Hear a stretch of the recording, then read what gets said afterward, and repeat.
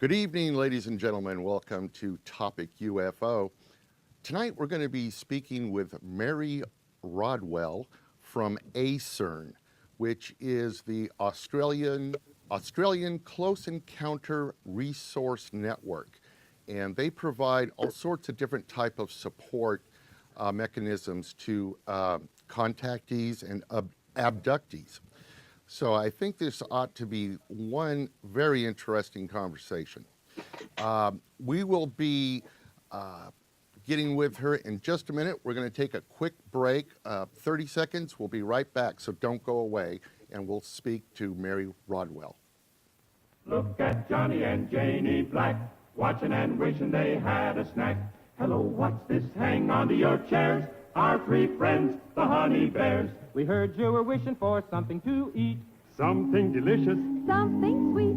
and here's the treat that can't be beat. Oh, Sugar Crisp, it's fun to eat. As a snack or a cereal, it's a dream. You don't need sugar, Just milk or cream. it's already sweetened. We hope you've noticed. Each single puff is candy coated.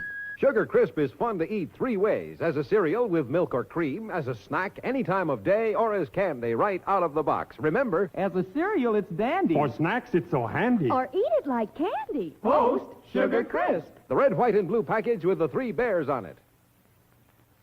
Thanks, everyone, for joining tonight. As I said, we're going to be speaking with Mary Rodwell, and we have her online right now from Australia, live from Australia. Mary, how are you? I'm good, Rick, and good afternoon from Queensland. Yes. What's the weather like down there right now, Mary? Absolutely beautiful. Wow. It's a lovely place to have a holiday, Rick. I'm here in Nashville, and it's cold, and we've been having snow drifts or snowing, and it's terrible. So I would love to be there. So, Mary, am I correct in saying that you are a principal of ACERN? Is that how you note yourself, or what is your actual position there? Yes, I'm principal of ACERN, which I created in about 1997 because I wanted a professional resource for people who had encounters in Australia. And that, for me, was a really important thing to do because there's lots of, different UFO groups and what have you with very well-meaning amateurs that want to help and support but don't have the therapeutic skills that, I can offer through ACERN. Wow. And now this started back in 1997, is that correct? Yes, that's when I formally created ACERN, although I'd been working a few years before that with people coming to me with encounters. So would I be correct in saying that, have you experienced contact or abduction yourself, or you just became interested with stories from other people? Rick, it's a common question and understandable, but I actually have had no conscious experiences, although I do take some interesting footage from Agnes Water. But the truth was, it was a gentleman that came to me in his middle 40s that was the very first client I had, and he was articulate. He explained, he said, Mary, he said, there are support groups for everything, but not for this. For this, they just think you're a loony. And he proceeded to tell me about waking up in the morning with marks on his body, shaved areas on his leg. His whole family were experiencing this. And he said that the relatives wouldn't even come to the house because they thought it was demons. So it was that really started me on this whole new, if you like, branch of a phenomena which has continued to intrigue me ever since. Wow. And I completely understand where you're coming from as far as what the public thinks of this type of thing. It's bad enough just talking about the UFO phenomenon in general. When you get to the point of contact, I can imagine the stress it must put on someone, especially if they have nowhere to go to talk about it. That's absolutely right, Rick. And what's even more difficult is if you are the only one in the family that is remembering or recalling events. That I mean, often it is a family affair. But if others in the family are not experiencing the same thing, then they can have a really difficult time, when they're experiencing it, to get their family and relatives and, those and their friends to take them seriously. So this can be really, really difficult. On top of the fact you're experiencing something you don't always understand, we've been taken at night, experiencing strange beings in the room. It makes it really difficult. And interestingly, for some people, their family will have experienced it too, but go into denial. And even though they may have both seen a UFO together, they will sort of say, look, I don't want to talk about it. I don't want to go there. And yet the other person is wanting to understand. So you've got this whole dilemma and this conflict that can happen in families, because all you want to is explore it and understand it. And other members, even though they know it's a reality, don't want to go there because for whatever reason they're too scared to. So, looking at your website, the ACERN website, I saw there that and I'm not sure what the date of this writing was, but you had something like 1,600 individual cases that you've worked on. Well, that's now over 2,000. Wow. I get resourced from people all over the world, from as far afield as Norway, Sweden, Russia, Japan, right across the board. And there are families that have experiences that contact me and tell me about their children having experiences, children that come out with strange languages, that talk about coming and being part of the human race to wake it up. When you've got 4 and 5-year-olds saying that they're not from here, that they come from out in their families from the stars. These are small children that we're talking about that are aware and see energy fields, say they can communicate with animals, that say, that they're here because they've got something to do. And the parents are just absolutely gobsmacked by the awareness and the wisdom and the understanding of these small children. And that's been a real focus of a lot of my work. Wow. Is there any commonality to the abduction or the contactee phenomenon? Is there anything that's the same or seems the same from case to case to case, or does it differ? One thing I have learned is there's a wide variety of encounter and contact. Some can be very, very terrifying and the person will be quite traumatized by it. That's about 30% of those that come to me. The rest actually have a different kind of contact. They find that they feel it's very benevolent, very loving, and they will talk about finding it very hard to be on a planet where they see a lot of humans being quite aggressive and quite barbaric. And they say, actually, it's humans I'm scared of, not these star visitors that are part of my family. But there are common patterns, and those are what I put together in my questionnaire. And they cover more than just seeing a UFO. They cover everything from this knowing that maybe, you're connected to these star beings. Many of them say they feel they've come here with something to do. They feel more connected to the stars than they do to Homo sapiens, the rest of us on this planet. And they seem to have abilities, psychic abilities, from healing abilities right the way through to even telepathic abilities. So there are a range of patterns that I'm seeing time and time again, which are part of this very broad questionnaire that, take in those that have the more scary type of encounter to the ones that have what I see as a completely different kind of encounter where they've always known they were different and feel more connected to these star visitors.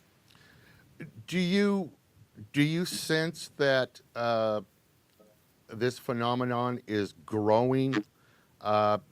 15 years plus you've been involved in this. Do you think more people are experiencing this, or is it that more people are willing to come out and talk about it? or both? I think it's a really good question, Rick. All I know is that, 15 years ago, I might get the odd case once, maybe once a fortnight or something. I'm getting 40 or 50 emails a day now. What that is saying to me is primarily that more and more people are accepting that this is part of their experience. They're not in denial of it anymore. There is a sense of a lot more information that allows people to look at that and say, oh my goodness, so that's what it is. I'm not crazy. So I think it's more that people are becoming aware of the phenomena and not being afraid now, at least some of them, to say, well, maybe this is what's going on for me. So I think it's been happening a long, long time. But for most people, I think they just thought they were going crazy. I mean, the sad thing for me, Rick, is when, I had a little 8-year-old here with his family a few months ago. And he, sees energy fields. He talks about going up on the spacecraft with a couple of his school friends. He describes the beings that he sees, like the manta beings, for example, which he sees on the craft, which he says are his family. And when we were talking, the heartbreaking thing he said to me was, so you mean I'm not crazy? Because this little 8-year-old had begun to wonder whether or not he was sane. Now, when you've got an 8-year-old questioning his sanity, then we have to look at what's actually really going on here. And it is absolutely heartbreaking that people with this experience, many of them still don't know what it is they're experiencing. They've got no support from, how we understand traditional psychology, who say this is an aberration or possibly fantasy or hallucination. They know it's real, but are questioning their sanity. And many of them, I believe, are, ultimately seen as, having some kind of mental illness and, given, a variety of medications. That to me is the real heartbreak of this whole phenomena. Wow. So I'm assuming then in the general walks of psychology and psychiatrists, somebody goes in to talk about this, they're looked down upon, either directly or indirectly, right? I've got a really good anecdote about that, is that only recently I was contacted by a clinical psychologist in South Australia. And she said to me about 5 or 6 years ago, she had a client who finally disclosed that he was having encounters.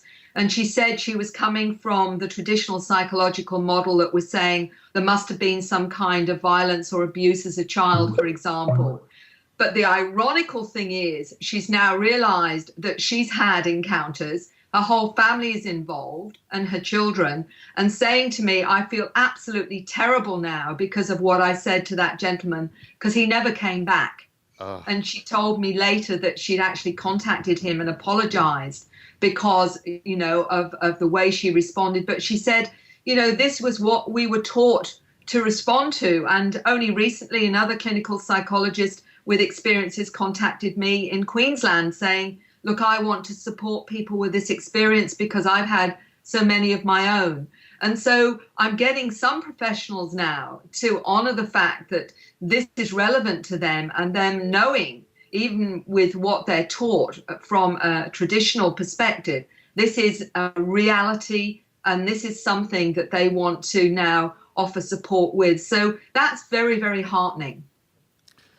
Now, with all of this, with all of these people now contacting you, like you're saying, 40, 50 emails a day, how are you able to support this growing number? I take it there's a network of support people within ACERN. Is that how it works? Yes, I have a lot of contacts, and one of them is the Buddy Support Network that I've created for Australia, and I'm trying to do a bit more of that overseas.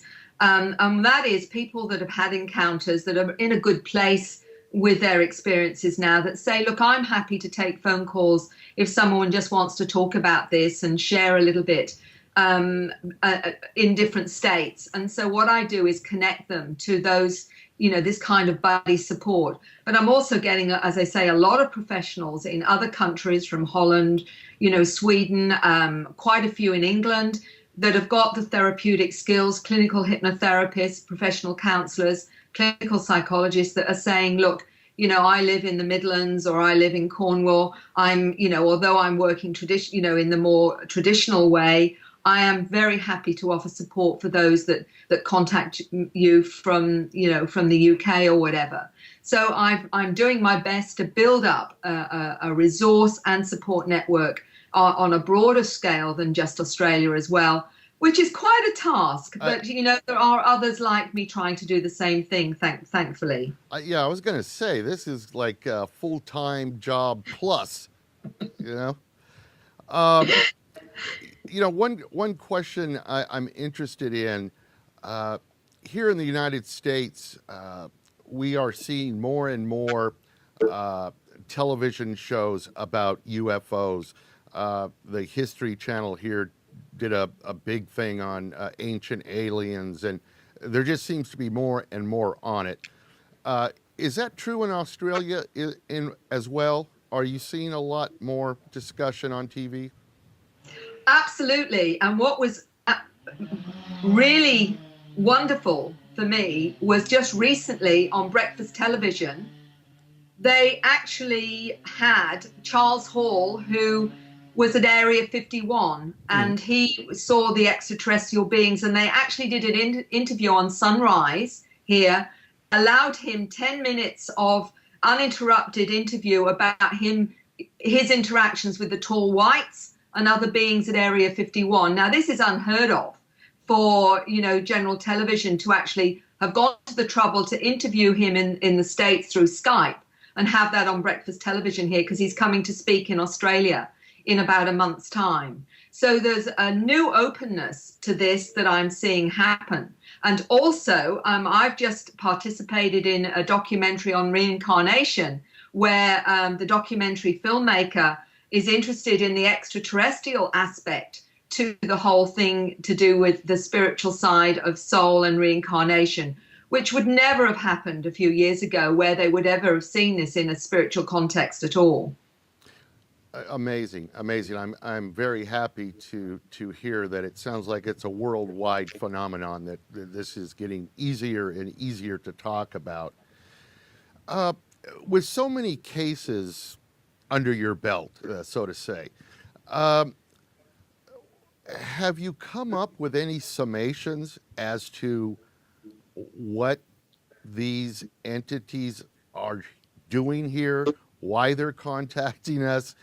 Is there a grand plan? Anything like that? Oh, look, Rick, I think it's multi-layered and multi-complex, and I think there are a multitude of programs going on. But the overall feeling is, given the many different types of species that are interacting with our planet, and we're not just talking about extraterrestrial, I believe we're talking about interdimensional, transcendental, we're talking about maybe some from our future. That is part of this, that all with different programs and agendas. But what I am seeing happen is that most people that have encounters ultimately change. They seem to be able to appreciate a broader multidimensional reality.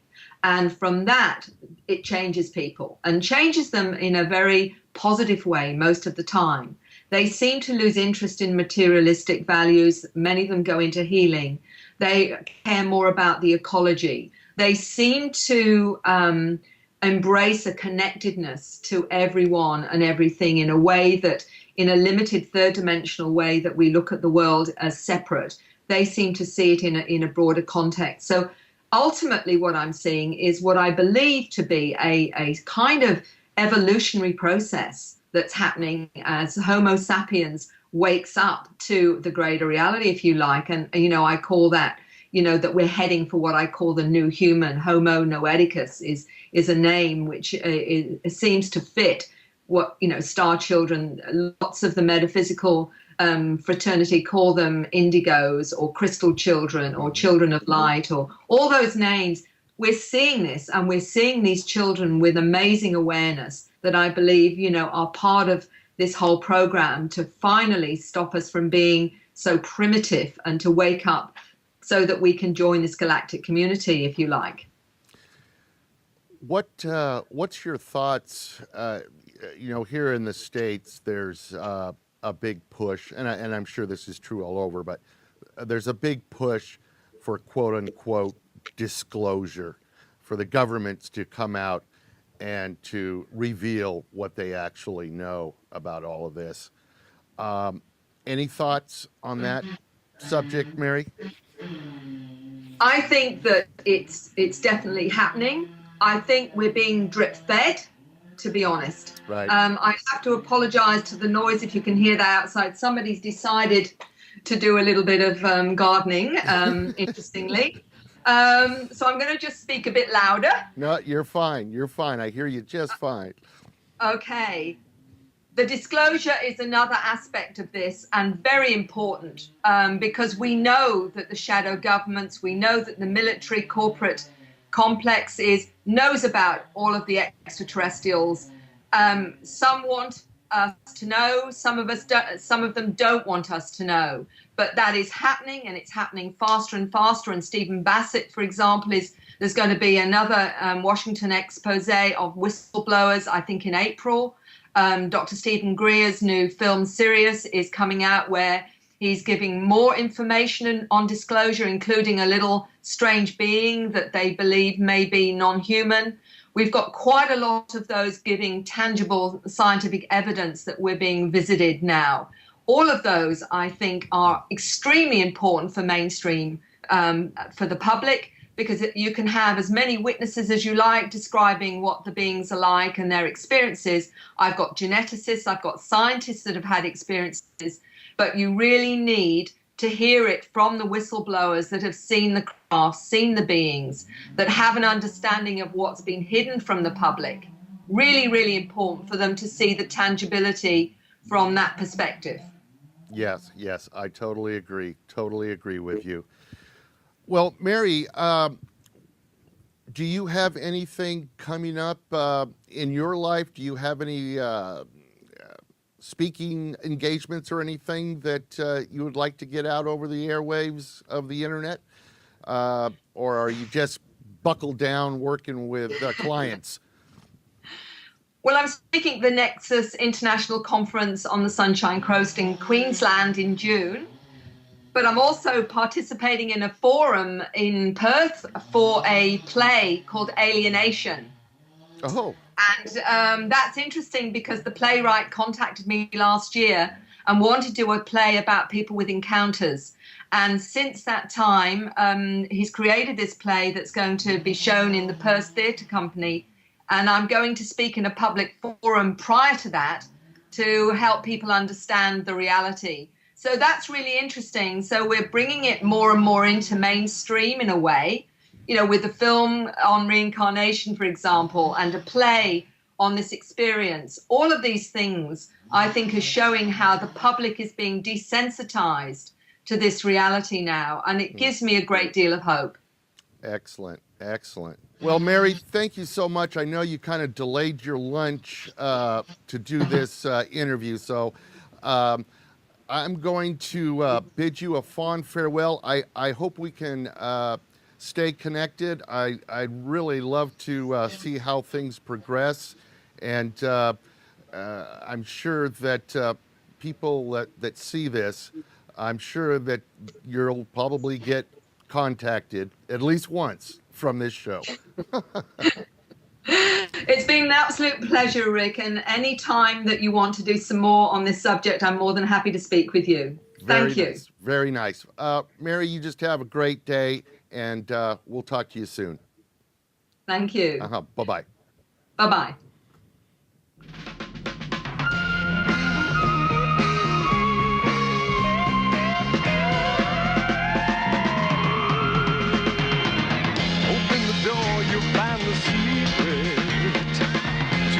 The answer is to keep it. You'll believe it when you find something screaming across your mind. Breathe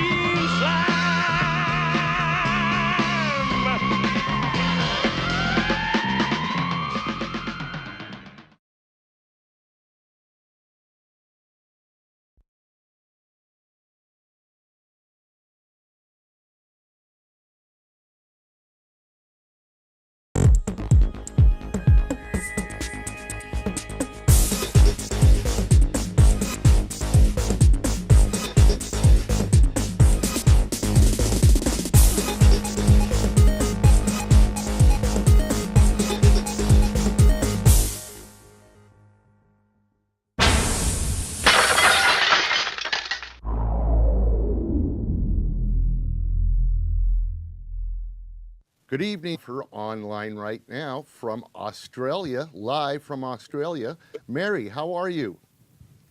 I'm good, Rick, and good afternoon from Queensland. Yes. What's the weather like down there right now, Mary? Absolutely beautiful. Uh, It's a lovely place to have a holiday, Rick. I'm here in Nashville, and it's cold, and we've been having snow drifts or snowing, and it's terrible. So I would love to be there. So Mary, getting with her in just a minute. We're going to take a quick break, 30 seconds. We'll be right back, so don't go away, and we'll speak to Mary Rodwell. Look at Johnny and Janie Black, watching and wishing they had a snack. Hello, what's this? Hang on to your chairs.